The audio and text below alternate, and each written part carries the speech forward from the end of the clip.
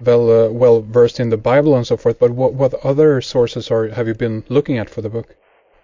Well, I went to very deep understanding of what Gnosticism is and the actual capability of an alchemist. That particular a part of that interested me because I had such a keen interest in how Satan would ever manifest himself at the end of time as the savior of mankind.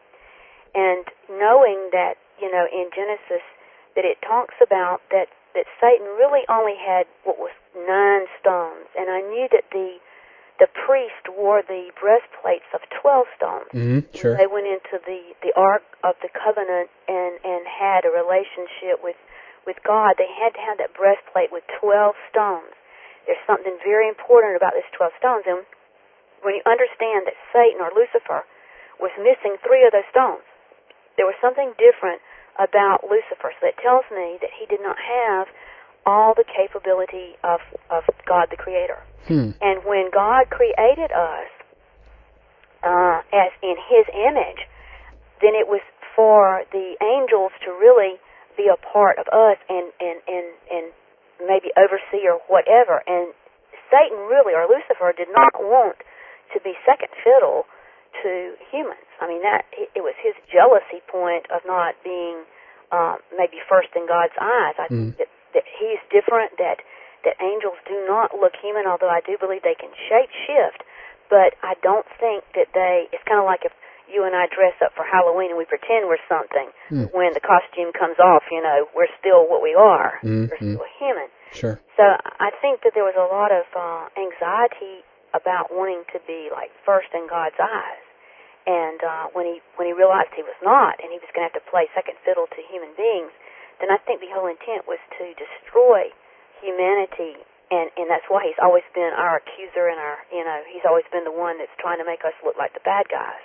So, in my book, I try to show you that how could it be that this man, or this being, let me say, that talked to Adam and Eve in the garden, we know that they were there, they physically, were talking to him like you and I are talking, and he did offer them the fruit that was absolutely forbidden. But because he only had those 9 stones, I don't believe that he can create. He has power to do things, but I don't think he has power for creation. And so I was like, well, how could it be that at the end of time, if he doesn't have these necessary stones for what I believe creation, how is it that he's going to be able to manifest himself in a body? Because we know that in Genesis, when God created man in His image, He blew into his nostrils the breath of life. And it was like a nesma. It was like a living soul. And I believe that in itself is what is the spiritual part of us that leaves our body when we die. Okay. Okay?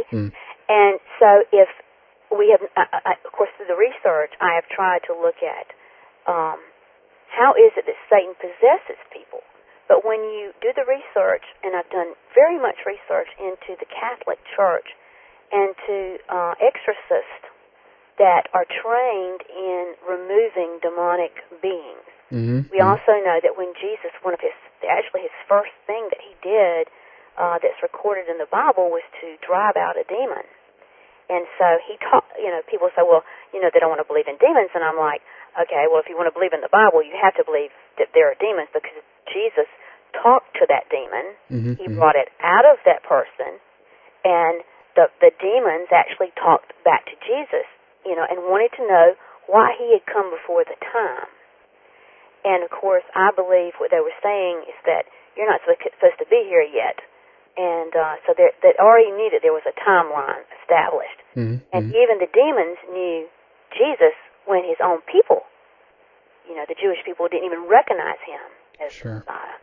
So, the fact that the demons were here and that they were involved and they were within people and could be brought out of people, I'm like, well, if Satan wants to manifest himself as a human being at the end of time, and this 666, this man of 666 that's talked about in the book of Revelation, I'm like, how could it be that he could ever, take over your body or my body? Because we have that soul, that spirit that is within us. And yes, he can pull it out through whatever means, and I do show that could be done through the pineal gland and through certain kinds of things. But at any moment, our spirit can return, either through the exorcism or our choice or whatever. So if he was inhabiting our body, and we decided all of a sudden, well, I don't like this anymore, and I have a will to choose God, just like the thief on the cross at the last moment, even though he'd been a bad guy, he said, remember me when you come into your kingdom, and he said, this day you'll be in paradise. So, I mean, you had that chance to change as long as, up to your death. And so I thought, well, that's not going to work, because Satan has got to be able to manipulate and handle a body without the threat of the soul ever returning. So, then I became interested in how that could happen. And that's where my interest, began with alchemy and how it goes back really into the lineage of Cain. Really? And how some of the documentation that came out of the flood that I feel was that is mentioned in different like the Epic of Gilgamesh. Sure. And the fact that there was an ark, that there was Zoroaster who had put on that particular ark some seeds and some tablets that I believe were hidden mysteries and hidden sciences that were very well known prior to the great days before the flood.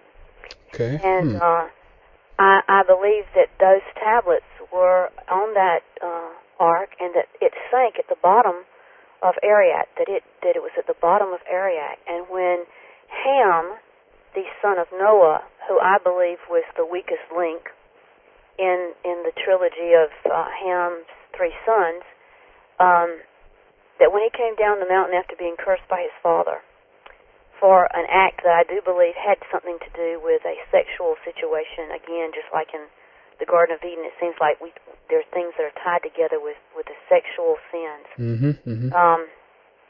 that he found those tablatures, and he was part of the sages that came into Samaria and taught the Sumerians total civilization and built that around the what I call fallen angels theology or Luciferian theology. And being able to tie back the Gnostic connections to those particular sacred mysteries and sciences, then I was able to see that there was one theme running the whole time, even in the Epic of Gilgamesh, was that Gilgamesh wanted to live forever in the flesh, because once he died, his spirit was going to walk the earth. And having done a little bit of research in regard to the Nephilim, who were who I believe were fallen angels who came upon the daughters of man, and I do believe the daughters of a man was specifically Cain's lineage, because Seth's lineage from Adam began to call upon the Lord and the Creator, so they went a whole different direction, of which Noah was a direct descendant of that perfect generation. His generations were perfect. Cain's were not. And I believe that the Cain lineage, of course, upsetting some people when I say this, that Cain was actually the son of Satan, that his lineage is also, again, the weakest link, and that they actually allowed the women mated with these fallen angels that followed Lucifer when he was thrown out of heaven, that they followed into having relationships and having children, and that those Nephilim really are the ones that became, their children became the giants, and they were the watchers of mankind. And we see through the Bible how the watcher is actually described different than the holy ones, and you can see that in the book of Daniel, where Daniel describes Nebuchadnezzar's great dream of a fallen one and a holy one and a watcher coming down. And if it was both angels, why didn't he call both of them holy ones? Now we know that over in the New Testament, when Mary goes to say that she's conceived, the Bible calls him a holy thing. It's the only time that the Bible ever uses a different terminology. Okay. Jesus is actually called a holy thing in the King James Version. Mm-hmm. So meaning that he was a little bit different, and we know that the Lord, of course, was made different. He was a little bit lower than the angels. And so I find it very interesting that there were something in Daniel that was happening that was considered a holy one coming down and a watcher coming down. And I do believe that the watchers were, in fact, those fallen beings. And so I believe that those watchers were the ones who came upon the daughters of man and actually had sexual relationships in some form or fashion. Right. Whether that be through removal of an egg and a type of cloning or hybridization that might have been going on. But, you know, there definitely was a being created, and that created being is talked about in the Bible as a giant. And we do know that those giants exist because we do have, we have some bones and some archaeological evidence that those creatures existed. So if you're going to believe the Bible, you have to believe that there was a hybrid type of human. And of course, the Bible is very specific about, even after the flood, that this remnant continued. And when Moses was leading the Israelites back to the Promised Land from their captivity in Egypt, after they crossed the Red Sea and went into the wilderness, time and time again, the Lord spoke to Moses and told him to keep his people away from those tribes. And they described Og as having 6 fingers on each hand and 6 toes on each feet, and he was a humongous being. So you can't discredit it. I mean, even little King David, who became King David, he killed Goliath, and we know the massiveness of that kill and what it meant for King David. So we can't discredit that there were not, in fact, another type of being on this earth that looked human, and that was called a giant. Sure, absolutely. And I just want to ask you a little bit about that. And you mentioned the line of Cain, of course, that this might go back to those days. What I guess also that we're kind of leading up towards here is what I'm guessing at is that the possibility that these the line of either the Nephilim or of Cain are alive and still going at it today. Is that a correct assessment, do you think? Yes, and I think a lot of people do not really realize how, if you do the research, and I will tell you, you really do have to dig pretty deep to understand all this, and it has to be someone that you're pretty ground in trying to find the truth, because there is a lot of deception that is out there, and there's a lot of people guessing at things, without really trying to search deeply and come to the truth of it.